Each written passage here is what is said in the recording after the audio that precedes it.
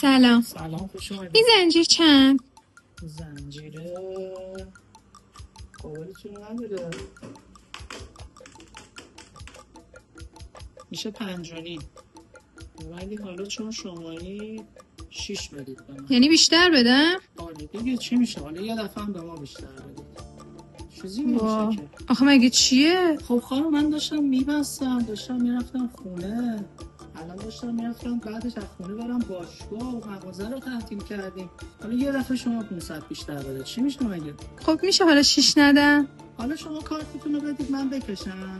ما کارگاهمون که داره واسم کار میکنه خداییش همشون نمازخونن، همشون سیدن، برکت داره این مال. چه ربطی داره؟ خیلی ربط داره خانم، شما بفهم، حالا یه نفر بیشتر بده به برکتش میرسی. حالا ببین من کی بهت گفتم. باش حالا شما کارتتو بده من کارتتو میکشم، علاوه‌اش بهت نقدی برمیگردونم. باش. خب من حالا 6 میکشم براتون، یه برکت سیدم خودم بهتون میدم. رمزتون 1582. خدا بهتون برکت بده.